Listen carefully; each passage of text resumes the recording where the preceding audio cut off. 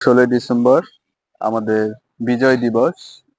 রক্তক্ষয়ী 9 মাস যুদ্ধের পরে বাঙালি জাতি যে স্বাধীনতা অর্জন করেছে, এটা বাঙালি জাতির জন্য গর্বের বিষয়।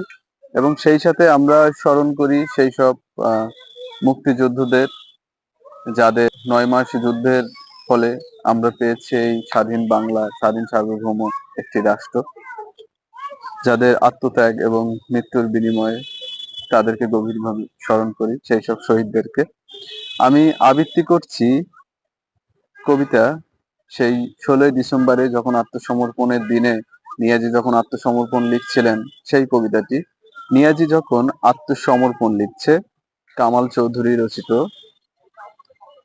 গণহত্যার হাতে নিয়াজি যখন আত্মসমর্পণ লিখছে, তখন অনুভব করা যাচ্ছিল তার কম্পন। নিয়াজি তখন নিঃসঙ্গ ও বিধ্বস্ত, না কলম, না আগ্নেয়াস্ত্র, না মাতাল ইয়াহিয়া, না ভুট্টো, কেউ তার সঙ্গী নয়। অদূরে দাঁড়ানো হানাদার পাকিস্তানি সেনারা স্তব্ধ বাঘ, তাদের চোখ নতমুখী, তাদের হন্তরাক আঙুল অসর। চতুর্দিকে টান টান উত্তেজনা, ঐতিহাসিক মুহূর্তের অপেক্ষায় মুক্তিকামী জনতা, বীর মুক্তিযোদ্ধা ও যৌথ কমান্ডের সৈনিকেরা। শেষ দৃশ্যে নিয়াজি কলম তুলে নিল, কাপা হাতে লিখল চূড়ান্ত পরাজয়। এই দৃশ্যে রেসকোর্স মাঠে বদলে গেল বাংলার আকাশের রং।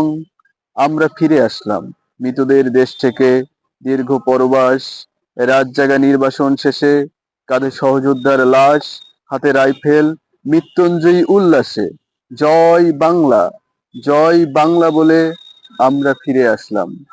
তখন রেসকোর্স মানে স্বাধীনতা, তখন রেসকোর্স মানে সার্বভৌম জাতির পতাকা, তখন রেসকোর্স মানে বিজয় উৎসব। এই দৃশ্য নদী স্রোতে বহমান জলে লেখা, এই দৃশ্য লেখা আছে বর্ণমালার রঙে, লাল ফুলে। এই দৃশ্য শহীদ মিনার, এই দৃশ্য স্মৃতিসৌধ, এই দৃশ্য বদ্ধভূমিতে স্বজনের স্মৃতিমুখ, এই দৃশ্য আমার সোনার বাংলা, এই দৃশ্য বজ্রকণ্ঠ মুজিবের সাহসী তর্জনী, এই দৃশ্য চির উন্নত মমশির, আমরা হারিনি, এই দৃশ্য বিজয়ী জাতির। ধন্যবাদ। সেই সাথে স্মরণ করছি গভীরভাবে সেই যুদ্ধজয়ী বাঙালিদেরকে।